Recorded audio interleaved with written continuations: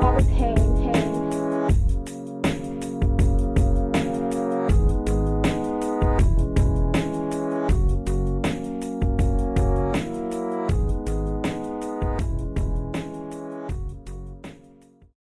Hey, Crime Salad listeners, what is up? Ashley here with Crime Salad Podcast, and with me always is my partner in crime, Ricky. As with most of the cases we cover, the perpetrator is often someone that the victims are closest to. Well, our case this week is no exception. In this episode, we'll uncover the abuse and violence committed by a couple living in a small Washington town who on the outside seemed to be a kind, quiet, holy, average pair. But inside their home, their actions caused the deaths of at least 3 people starting in the 1990s. And as a warning, this case involves details of extreme, ongoing abuse of all of those who came into the Knote home, including that of Shelley Knote's 3 young children.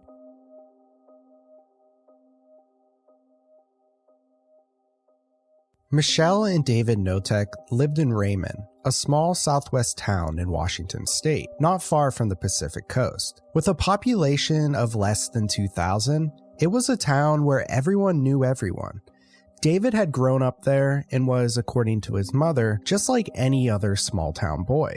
He loved to play, was part of local sports teams, and had a fun, goofy side. After he graduated high school in 1971, he left his job at the mill in town to join the Navy. He enlisted for a 5-year tour in Vietnam, where he focused on learning heavy construction, a skill he would use after his time in the Navy ended. After returning back to the States and ending a serious relationship with another woman, David met a woman named Michelle. According to his mother, David was on the rebound after his breakup, and Michelle, or Shelley as she was more often called, was friendly and loving towards him. Michelle had gotten divorced in 1977 and had 2 daughters from that marriage that David would eventually come to care for as well. They married in Long Beach, Washington, and eventually had a daughter together. They moved around a bit in the near 15 years they spent together before finally settling down in Raymond in the 1990s. Their home was a picture-perfect 2-story farmhouse with a white picket fence on 4 acres near the Willapa River. They lived there with their 3 daughters, 6 dogs, cats, rabbits, and a bird. The Knotes would frequently also let those who were down and out on their luck come stay with them. Those who knew David Knote, including the mayor of the town, said he was a regular Joe, a man who blended in, did his work well, and was kind and pleasant to all. Over the years, though, he started to grow more and more reserved, seeming nervous and unhappy. He had also become a heavy drinker. According to Shirley Knote, his mother, there was one person to blame for her son's change in behavior: his wife, Michelle.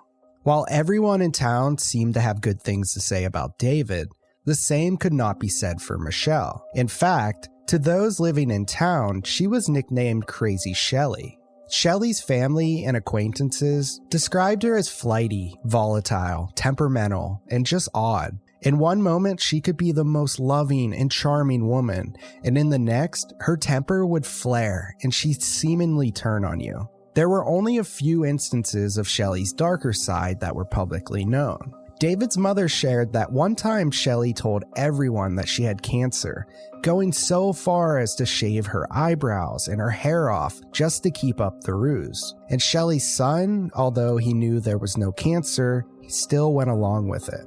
Another townsperson shared that once Shelley stalked her and relentlessly demanded that her car be paid for and fixed during a very minor fender bender, despite people not being able to determine who was actually at fault in the accident.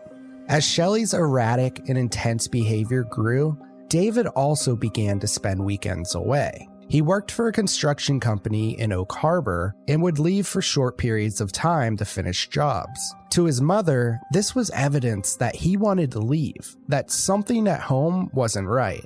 Though she felt David truly wanted to leave, she believed that because he was loyal and cared for the 3 daughters he lived with, he stayed with Michelle.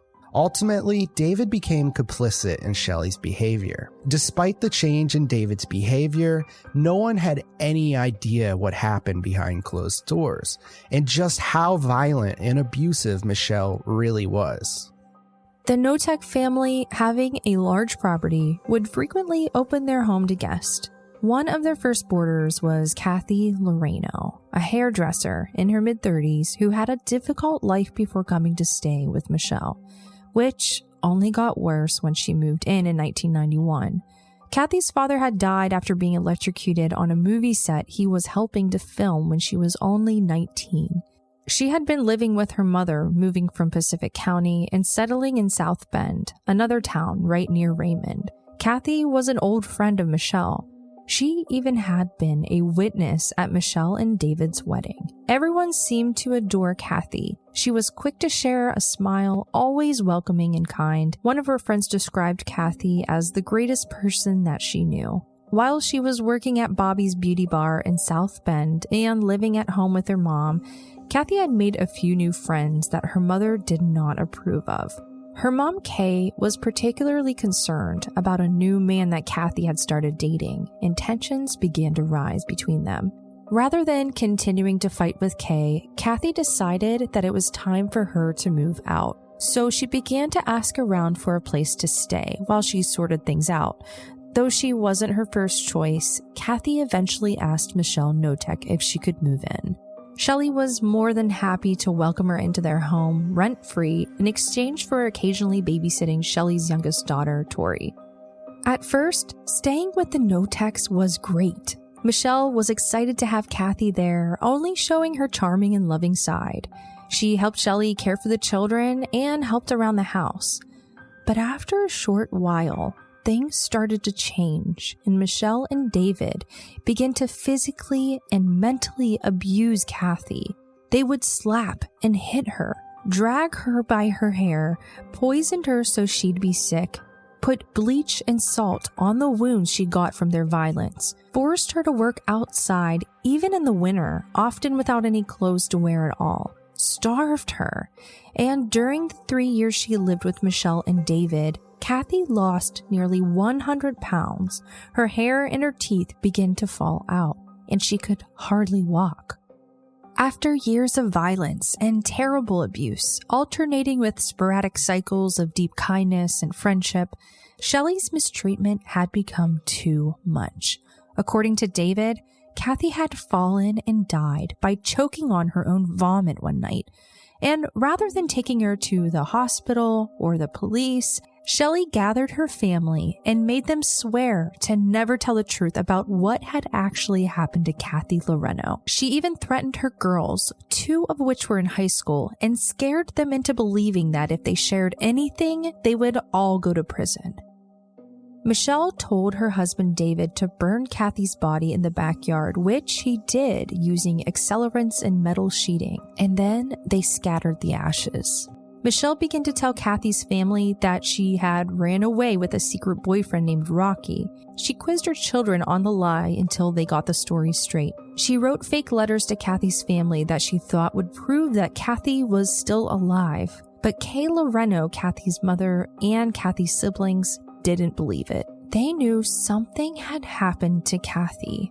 Though they filed a missing persons report in 1994, it would take years before the police would have enough evidence to get involved. Kathy's death was just the first to occur in the Knote house. Even before Kathy moved in, Michelle welcomed her nephew, a young man named Shane Watson, in 1988. Shane was the son of Michelle's brother who was in prison. He had been staying with his grandparents but was struggling in school. When his grandfather grew sick, they decided that it would be best if he would stay with his aunt and uncle. Like everyone who lived under Michelle's roof, his time there was filled with abuse and torment. Shane hated Shelley, who he knew was the real instigator of violence in the household. After Kathy's death at the hands of Shelley and David, Shane told his eldest cousin Nikki that he had photographic evidence of what happened to Kathy and that he was thinking about going to the police. Nikki, manipulated by her mother and being abused herself, went to Shelley to share what Shane had told her. Enraged, Michelle went to her husband and demanded that he take care of her nephew. David took Shane, only 19 at the time, out to a shed on the property. Though David says it was due to a struggle over the gun, Shane ended up dead, shot in the head with a .22 caliber rifle. As he did with Kathy, David cleaned up the mess with bleach, burned Shane's body, scattering the ashes into the ocean. Michelle spun more lies to cover up Shane's absence. She told his grandparents and her daughters, who loved their cousin, that Shane had left to work on a fishing boat in Alaska. Whenever anyone would ask about him, she always said that he had just recently called and he said he's doing great. Nikki, Sammy, and Tori, the three Knote daughters, wanted to believe that this was the truth. But when Shelley said that Shane had left her a note saying that he loved her, they knew something wasn't adding up. Shane's hatred of Michelle ran deep, and he would never forgive her for her abuse. Still young and afraid of their mother, the girls didn't know what they could do. Nikki, to this day, questions why she shared with her mother about all the pictures Shane supposedly had, pictures that were never found.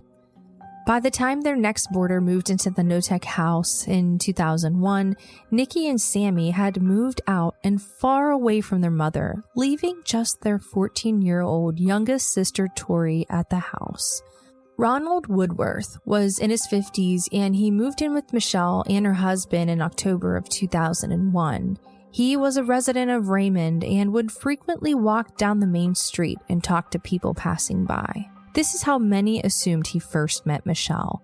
Ron had grown up in California and had served in the Vietnam War just like David. After returning, he got a degree in Egyptology from University of California, Berkeley. Though longtime friends knew that Ron was sharp, he began to suffer from mental illness as he grew older. His behavior grew more and more concerning, and he stopped caring for himself as he should. Because of this, he struggled to hold down a job and quickly ran out of money. Just before moving in with the Knotes, he had a run-in with law enforcement for writing bad checks. 5 people had filed restraining orders against him by 2001. After being evicted, Ron went to move back in with his mother for a short time. According to Ron's mother, his friendship with Michelle Knote grew fast. Around the same time, Michelle had been hired by the Olympic Area Agency on Aging. She was a case aide and worked with older and disabled adults to help them find home care and assistance. Ron would often come around and help her care for patients, but in 2001, Michelle was fired from her job for consistently poor performance and being unreliable. Ron Woodworth, being close with Michelle, eventually moved into her and David's home. Michelle, like she was with Kathy nearly 10 years earlier, was overjoyed and loving towards Ron. But this love and kindness eventually gave way to more anger and violence, some of which, according to his mother, at first inspired anger in Ron. Ron's mother even filed a restraining order against him in late 2002 after he began stalking her, sending her angry letters, and being aggressive towards her. Another townsperson said that Ron would often hide in the ditches and jump out to scare people passing by. Ron was a mentally ill man in need of serious medical care. But instead, Michelle Knote preyed on that, causing years of physical and mental abuse. Pulling from the same arsenal of heinous things she had done to Kathy, Shelley, with the help of her husband David, would put Ron's feet in boiling water until the skin would peel off. She would force him to jump from the second story onto gravel with no shoes on, and then put bleach on his cut and broken feet. She would withhold food from him, made him do yard work outside without any clothes on, and drugged him with pills. She called him useless, and even forced him to drink his own urine. Her abuse never ceased, and as she had with Kathy, eventually it became too much. In late July of 2003, Ron Woodworth died. David, at the time of Ron's death, was away working on a construction job when Shelley called him and said that Ron had committed suicide. Shelley put his body in the freezer, and when David returned a few days later, he buried him in the backyard, Like the previous 2 murders on the property, he had planned to burn the body, but he had to wait until a burn ban was lifted again in the area. This time, after Ron's death, Tori, the youngest daughter of both David and Michelle, was 14 years old and was no longer willing to stay silent about her mother's abuse. She reached out to her siblings. Tori felt that her mother needed to be stopped. Together in August of 2003, they called the police and reported what they knew. Tori was removed from the Knote home by Child Protective Services, and police began searching the property. They found Ron Woodworth's body buried in the backyard. Though Michelle had claimed that it was a suicide, an autopsy by the medical examiner concluded that wasn't possible. He had been murdered, though a specific method of death wasn't determined or released. As soon as the police arrived to arrest Michelle and David at their property, David immediately began sharing what he knew. Michelle was not as cooperative. Their bail was set at a combined $5 million. Though police had focused their investigation on Ron Woodworth's murder, Kathy Loreno's family took charge to ensure that justice was found for Kathy as well. In the years since her disappearance, her mother, Kay, reportedly asked the public for help. Kathy's brothers hired a private investigator, and finally, when the police received a call about Ron, they pushed investigators to find evidence that could explain what happened to Kathy. Police requested blood, hair, and writing samples from David and Michelle. Most particularly, they used these writing samples to show that the letters that Kay Loreno had supposedly received from her daughter were in fact written by Michelle.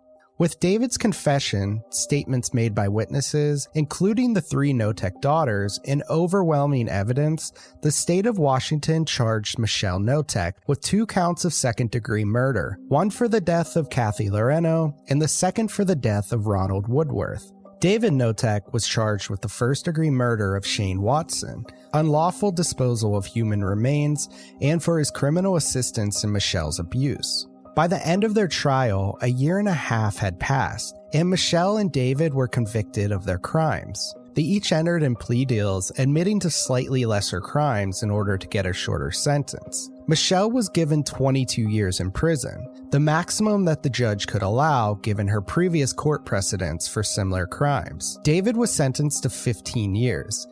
It's hard to imagine someone committing these heinous crimes, and impossible to understand what brings someone to try to inflict such horrible abuse.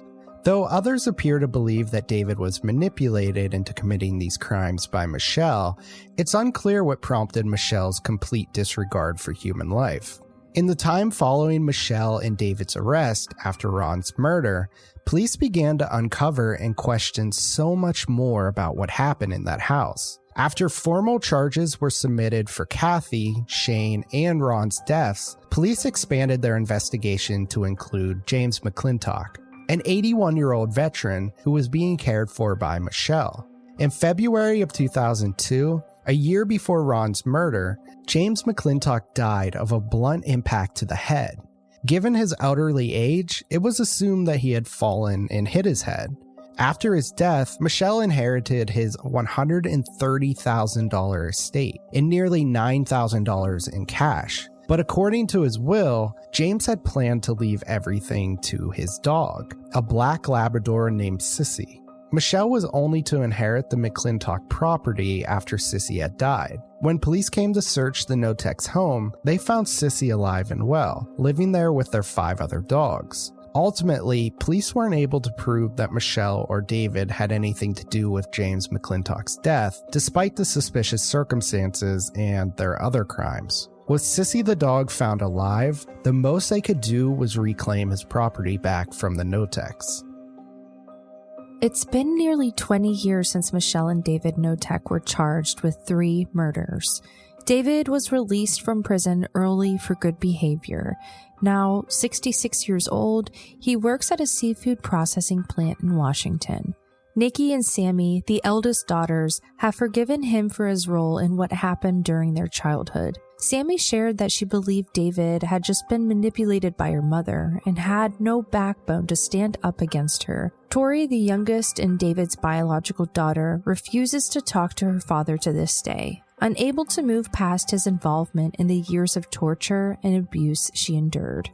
Despite the horrors that they went through, Tori, Sammy, and Nikki have managed to rebuild and are working towards moving past what happened with their parents. Each is married, and Nikki now has 3 children of her own.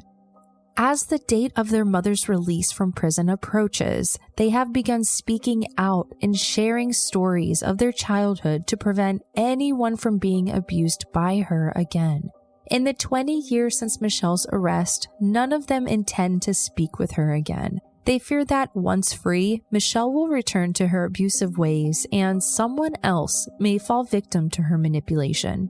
And to help raise awareness, the Knote women worked with true crime author Greg Olson to share their story about what happened at their home in a book called If You Tell, A True Story of Murder, Family Secrets, and the Unbreakable Bond of Sisterhood, which was published in 2019.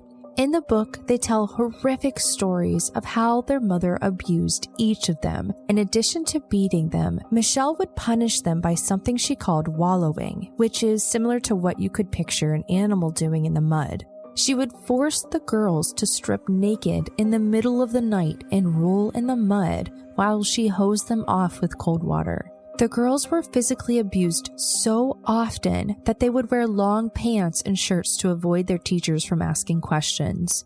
Once Michelle pushed Nikki's head through a glass door, only to blame it on Nikki.